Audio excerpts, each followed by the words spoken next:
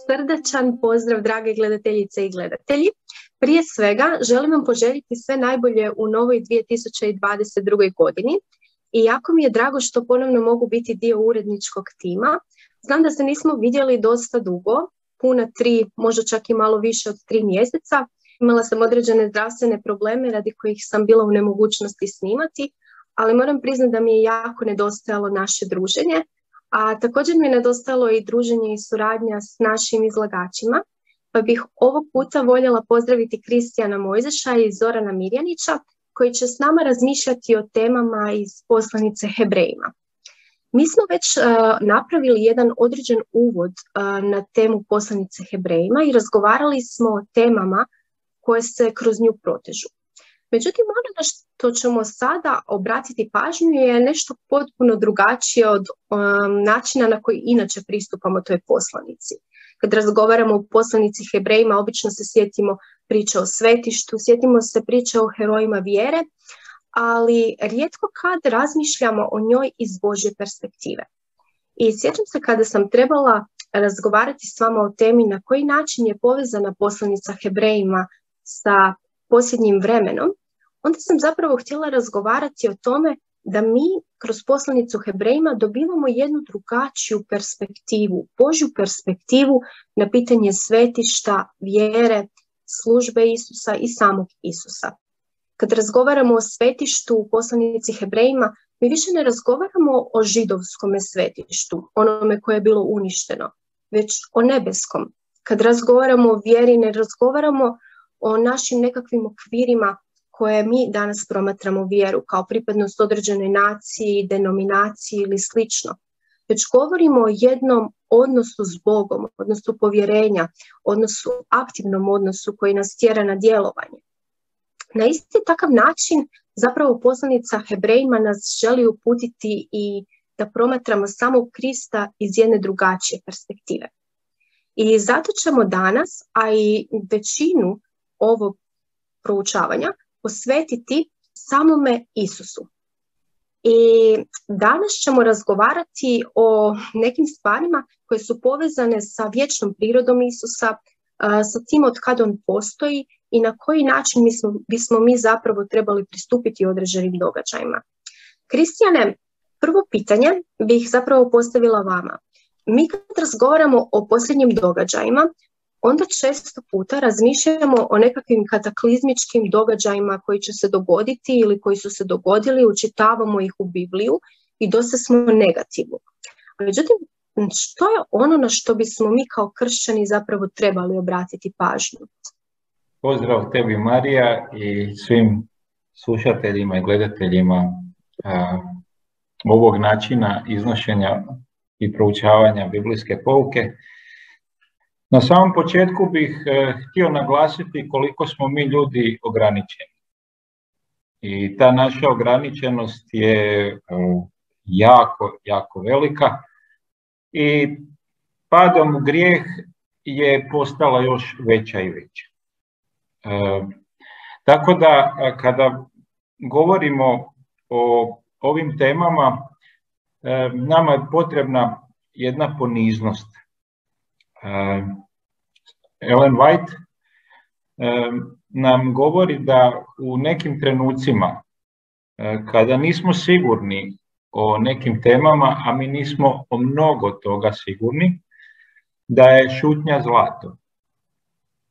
Međutim, u Božoj riječi mi imamo puno toga što su dovoljni dokazi i što nam dovoljno govori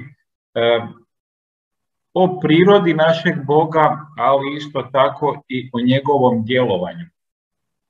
I ono što bih htio naglasiti na osnovu tog pitanja, da kada govorimo o Bogu, mislim da trebamo staviti naglasak na to da na djelovanje koje Bog vrši u našem životu. Jer ako uđemo u božansku prirodu, onda smo u velikom problemu.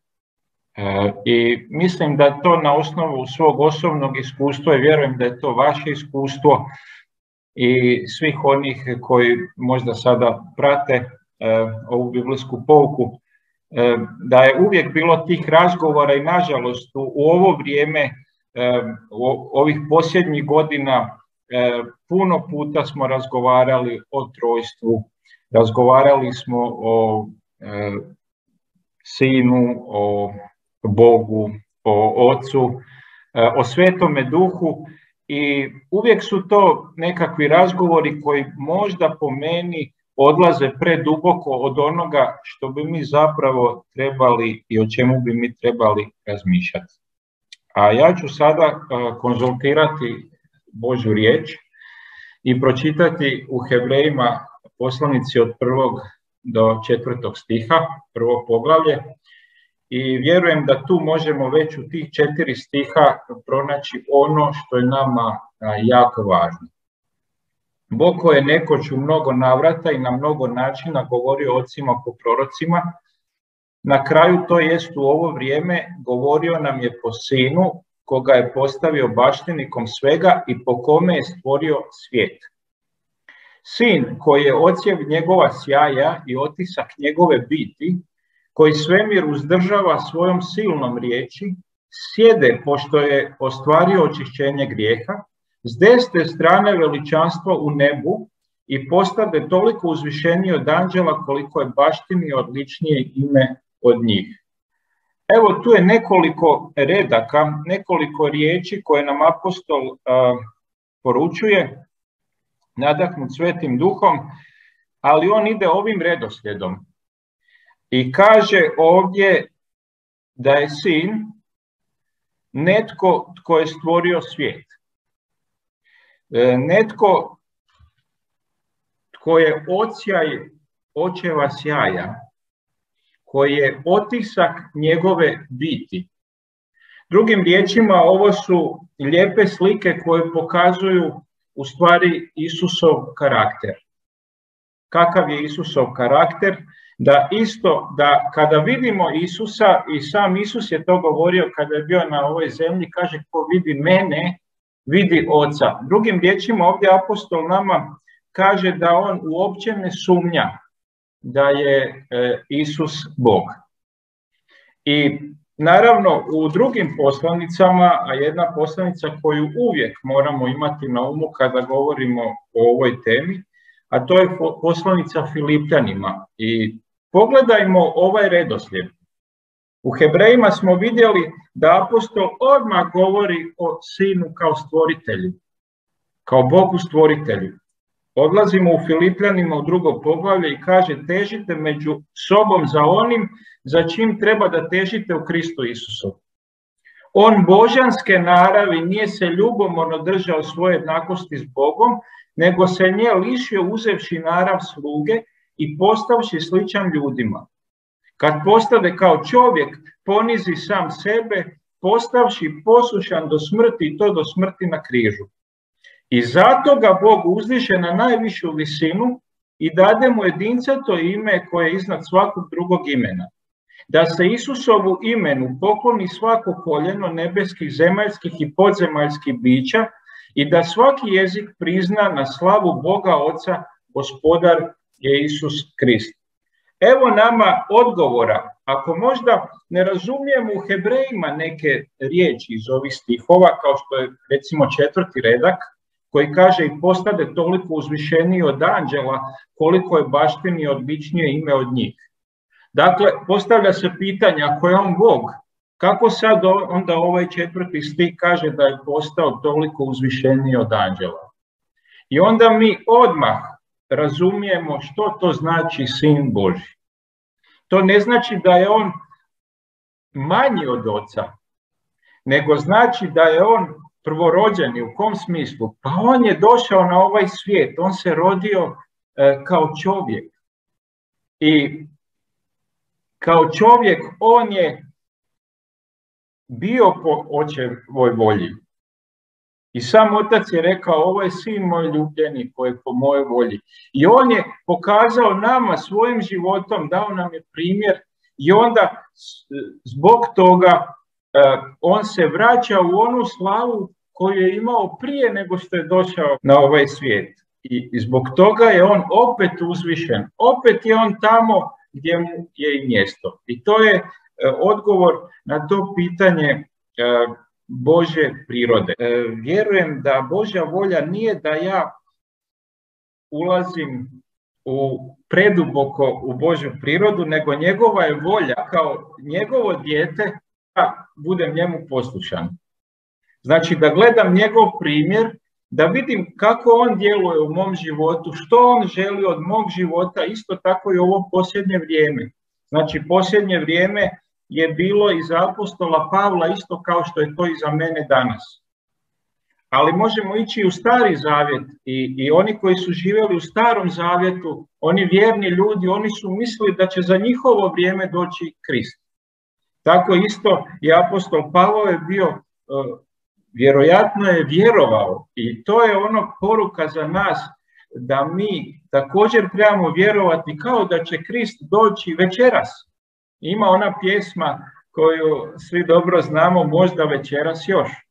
I za njih je posljednje vrijeme, u svakom vremenu za vjerne, u toj kršćanskoj i toj biblijskoj povijesti, za njih je bilo posljednje vrijeme.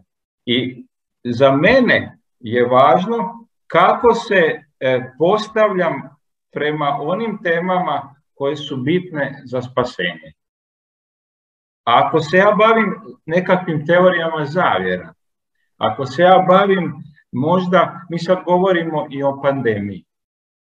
I to što se događa u ovome svijetu je strašno. Ali ja vjerujem da će se događati još strašnije stvari. Ako su moje misli stalno u tome, mi znamo tu problematiku, netko se želi cijepiti, netko se ne želi cijepiti i tako dalje. Ono što smatram, a to je da treba misliti na druge. Znači, držati se Božjih zapovjedi, voli Boga i nakon toga voli bližnje. I to treba biti ono o čemu ja trebam razmišljati, na koji način ja mogu pokazati ljubav prema bližnjima. Ali opet s druge strane, teme s kojima bi se ja trebao možda baviti i s kojima se bavim, i često mi je pitanje da li sam spreman. Da li sam spreman da podnesem još veće kušnje i izazove koji su predamnom? A kako ću biti spreman? Pa biti ću spreman ako se pouzdam u koga? U mog stvoritelja, u onoga koji se brine za mene, u onoga koji je dao svoj život za mene, i ja jedino na taj način mogu izdržati ono što dolazi kasnije. Evo, vjerujem da je to možda jedan mali dio odgovora na tvoje pitanje. Da, definitivno je. I mislim, kada mi razgovaramo, i da se osvrnem na ono što ste rekli, na našu ograničenost i na naše ograničeno razumijevanje, ja mislim da često puta mi zaboravljamo da smo i mi sami ograničeni. Naš život je ograničen. A čini mi se da puno kršćana, osobito se to vidi nekako sad i u ovoj pandemiji koja je obuhvatila cijeli svijet, živi ovaj život kao da je jedini koji će živjeti i žele ga sačuvati pošto poto, i onda ulazimo u različite rasprave i slično i gledamo načine na koji da sačuvamo ovaj život, umjesto da mi svijetu ponudimo ono što je i apostol Pavao nudio, a to je Krista raspetog, da pričamo o njegovom karakteru, o njegovoj službi, onome što on radi za nas, onome što nas jednoga dana sve čeka ako vjerujemo u njega. I mislim da je to jedna jako žalosna stvar. Ja bih svima preporučila čitanje poslanice Galačanima, u kojem Pavao zapravo dosta glasno govori protiv različitih duhovnih manipulacija kojim su Židovi pokušali pogane navesti na to da se obrežu ili slično, gdje je on zapravo podigao svoj glas i govorio o Kristu. Mislim da bismo i mi to više trebali raditi. Znači govoriti o samome Kristu, ne u smislu njegove prirode, nego upravo ono što ste rekli, o načinu na koji je živio, što je govorio i tako dalje. Htjela sam vas pitati, mi svi znamo da je jako teško izdržati Božju šutnju. I osobito kada dođu neka teška vremena. A nama je, kao što ste i pročitali iz poslanice Hebrejima, Bog govorio po Isusu. Pa zašto su Isusove riječi nama toliko bitne? Zašto bismo njih trebali smatrati puno važnijima od riječi bilo kojih drugih osoba? to smo već proučavali i recimo u osnovnim istinama Svetog pisma ili radosne vijesti, kako kažemo. Prva tema govori o Božjim otkrivenjima i onda smo naglasili da se Bog otkriva na različite načine. I prvi način je bio da se Bog otkriva kroz prirodu. Međutim, otkrivanje kroz prirodu, Božje otkrivanje nije savršeno, zato što mi u toj prirodi vidimo nešto što ne može nam pokazati Božji karakter, što nam ne može ukazati na Boga. Ima dobrih stvari, ima lijepih stvari, ima lijepih izlazaka sunca, zalazaka sunca, ima recimo ruža koje cvate i tako dalje. Međutim, s druge strane mi imamo cvijeće koje vene, mi imamo smrt, mi imamo grijeh. Tako da priroda u jednom dijelu može ukazati da postoji netko. Kada pogledamo recimo svemir, onda možemo zaključiti da to jednostavno ne može samo od sebe djelovati. Znači da mora biti iza toga netko tko to sve održava. I to je ta teorija dizajna koju mi volimo, zato što sve što vidimo, sve je napravljeno oko nas i ovaj kompjuter koji je pred nama ili mobitel, sve je napravljeno i onda ne možemo razmišljati o nekoj drugoj opciji da mora postojati netko tko je to sve osmislio i koji to održava. Ali onda dolazimo do drugih otkrivenja. Otkrivenje Božje riječi, Biblije. Znači, Bog se otkriva ljudima kroz svoju riječ. Ja samo ove glavne, na različite načine se Bog otkriva. I to je već jako veliko otkrivenje. Bez Starog Zavjeta mi ne bi razumjeli ni novi, ne bi razumjeli ništa. Tako? I to je jako, i Bog je jako dobar. I on nam korak po korak sebe objavljuje. Jer mi ljudi, kao što sam rekao, mi smo ograničeni, ne možemo odmah sve. Ali on to tako lijepo je organizirao da nam objasni svoj plan spasenja, tako da mi možemo samo biti začuđeni i biti zahvalni Bogu na tome. I onda, pošto smo mi ljudi, volimo puno puta ići po svome, i onda Bog, da bi nam sve objavio, da bi nam se u potpunosti otkrio svoj karakter, svoju prirodu i sve ono što to donosi, onda se objavio po sinu. Poslao je svoga sina. Ima ona priča o tako vinogradarima i tako dalje. Slao je poslanike, slao je proroke, ali oni su samo poslanici. Oni nisu izvor objave. A Isus, kao što smo rekli, Bog, božanske naravi, on je izvor objave. O sebi, o Bogu Otcu, o Svetom Duhu, o planu spasenja, o svome djelovanju prema čovjeku. I to je ono što je za nas jedna radosna vijest. Da Bog želi sve učiniti kako bi smo ga upoznali. I u Bibliji jedan stih kaže tako da nemaju izgovora. U Rimljanima poslanici. Tako da nemamo izgovora, jer je Bog se otkrio u potpunosti nama, u onoj mjeri koja je nama potrebna da bi mi doživjeli spasenje, da bi doživjeli oslobođenje. I to je ono što zapravo ja vidim kada govorimo o otkrivenju. I zašto ja smatram da je Isus, kada se utjelovio, da je to najveće otkrivenje. Bog sebe otkriva čovjeku i to je jedna tajna u koju ćemo mi zavirivati kroz cijelu vječnost kada budemo sa našim spasiteljem. I zato kažem, budimo zahvalni zato što imamo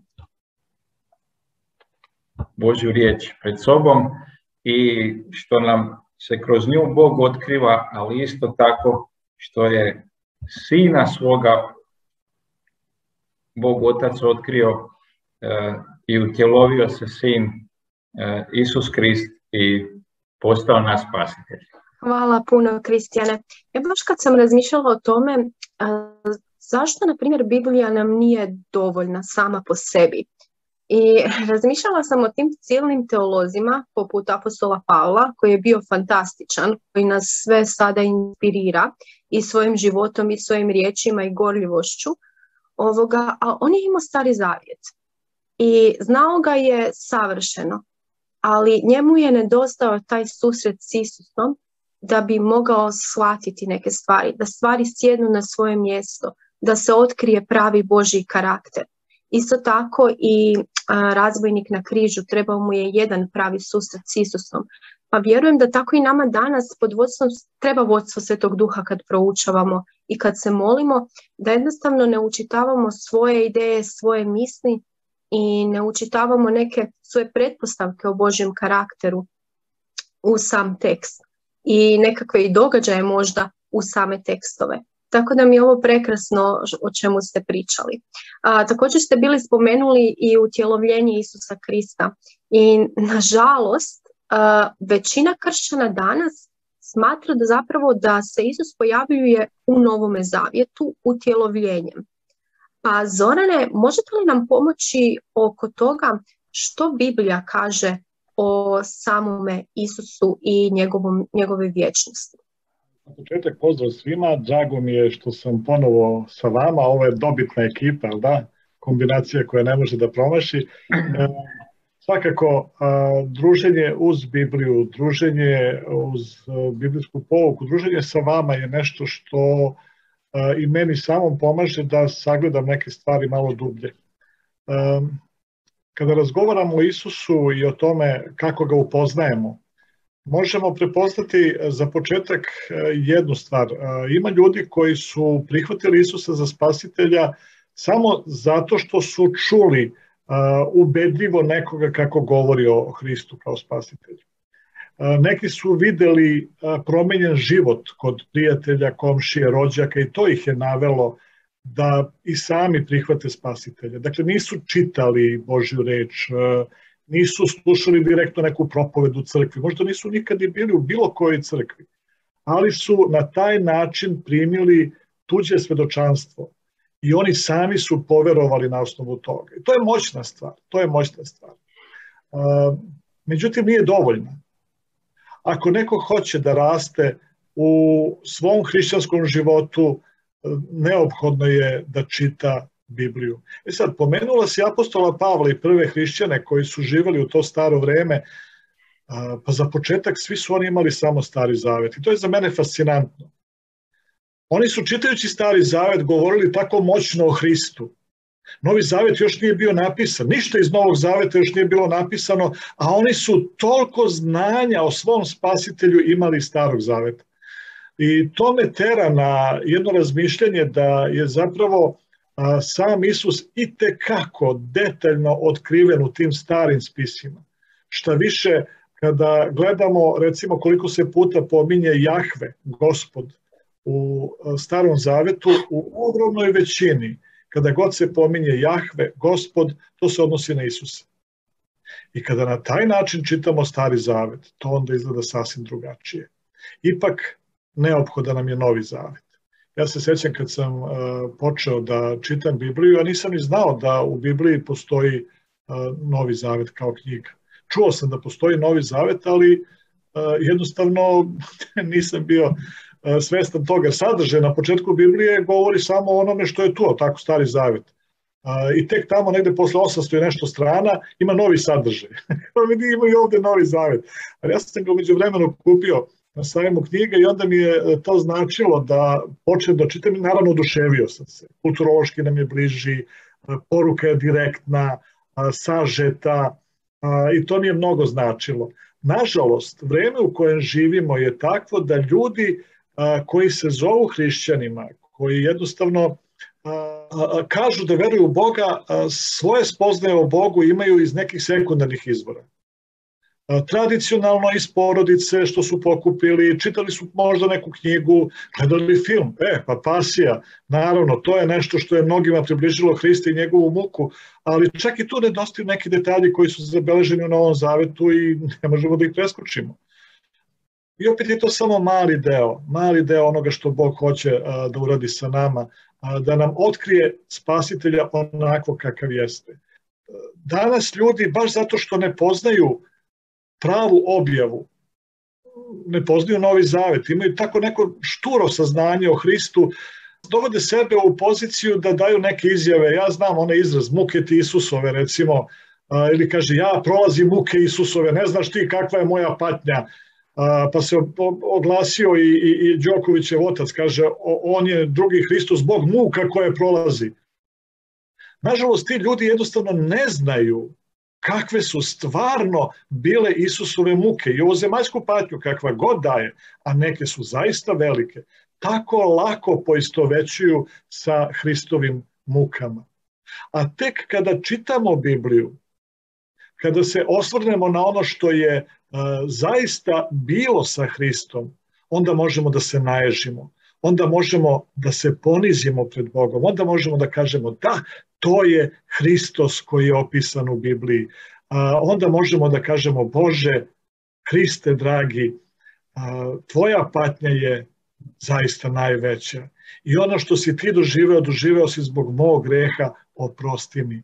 Takva spoznaja Hrista kroz Novi Zavet je nešto što je svima nama potrebno. Tako da samo pojavljivanje Hrista koje je bilo u prošlosti značajno je i svaki put kada čitamo o njemu u Starom Zavetu, u Novom Zavetu, dobro je da uzmemo u obzir, ali to ćemo moći tek kada uzmemo Božju reč, kada je otvorimo i čitamo redom. Hvala puno, Zorane. Vi zapravo imate suprotno iskustvo od mojega. Ja sam imala uvijek mali plavi Novi Zavjet i samo sam njega čitala jer sam mislila da je Biblija jednostavno preskupa kao cjelovita knjiga da bih ju mogla priuštiti.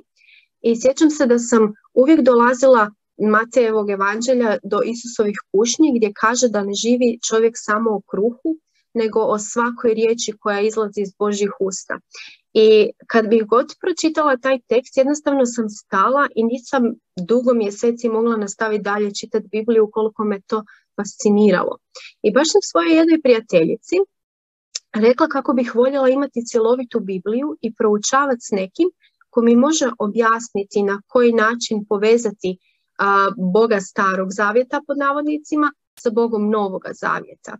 I evo stvarno moja želja je bila iskrena, a Bog nikad ne propušta iskrenu želju i za 2 godine sam prvi put u životu držala Bibliju u rukama i mogu reći da mi je promijenila i život i shvaćanje samoga Boga. Pa htjela sam vas pitati što mi zapravo gubimo ako ne uvidimo vječno postojanje Isusa. Hvala ti za ovo pitanje, veoma je kompleksno. Voleo bih da imam više vremena da se ovim pozabavimo, ali probat ćemo ukratko. Šta gubimo? Ili drugim rečima šta dobijamo kad poznajemo Hrista onako kakav jeste? To su 2 strane istog pitanja. To je kao kada razmišljam o tome da imam dete i imam sina recimo koji je pravi, živ, zdrav, ljudsko biće, a nasuprot tome mogu da imam drvenu igračku i mogu da ga zovem svojim sinom. Da li postoji razlika? Pa razlika je drastična. Ako izostavim iz svog iskustva sa Bogom taj koncept da je on tvorac, mnogo toga će mi nedostajati. U knjizi proroka Isaije sam prorok više puta naglašava Božje reči gde se sam Bog izražava i kaže ja sam stvorio i ja ću spasiti. I time se ta 2 dela njegovog postojanja spajaju u jedno. On je taj koji je stvorio i baš zato što je stvorio, on može spasiti i ne može drugačije. A rekoh već, Stari Zavet u ogromnoj meri govori o Gospodu kao samom Isusu Hristu.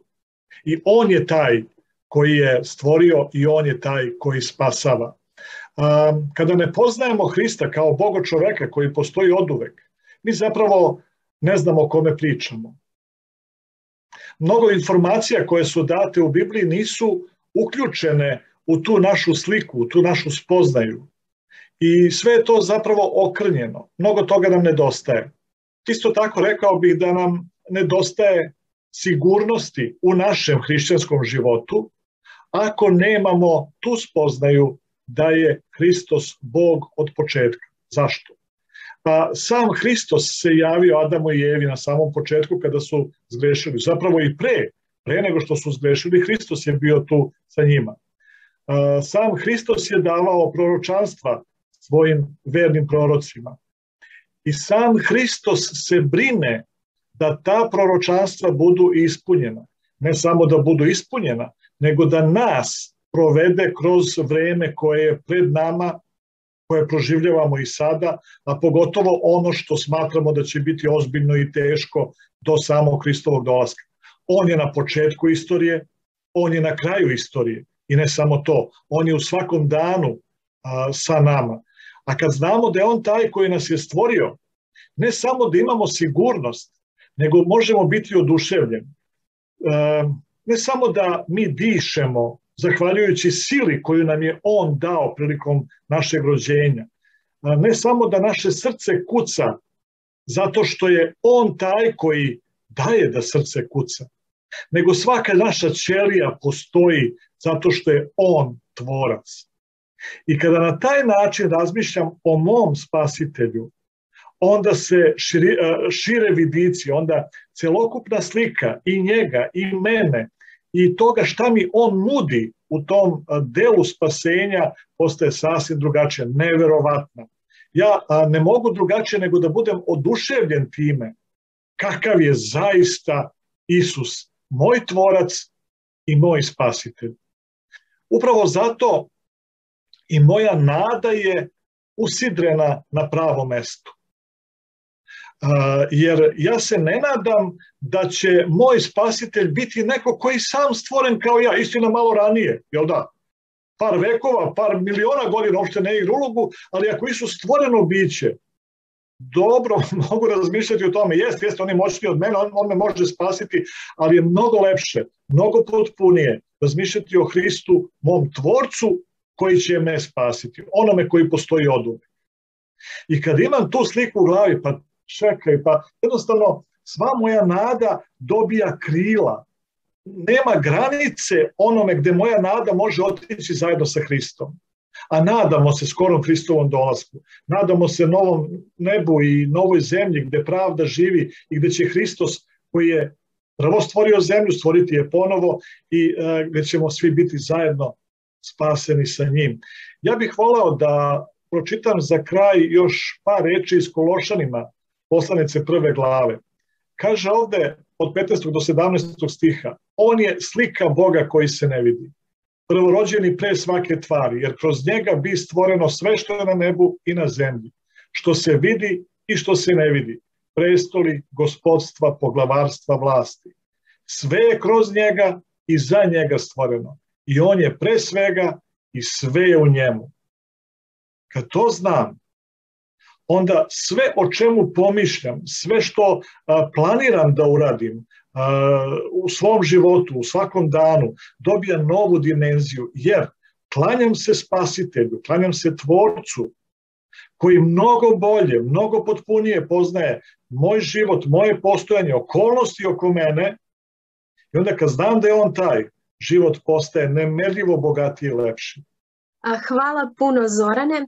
Ja to nekako promatram i na ovakav način. Ako mi propustimo i u Starome zavjetu vidjeti obećanja o Isusu, primjerice kao što je bilo u Postanku u 3. poglavlju, gdje su Adam i Eva zapravo očekivali izbavitelja kao jednog od svoje djece, onda mi zapravo radimo istu pogrešku kao i oni. Zapravo smo na neki način krivo shvatili poruku koju nam je Bog htio reći i za koju već znamo da se ostvarila, da je on sam spasitelj od ovoga u što smo mi zapravo na neki način sami sebe doveli.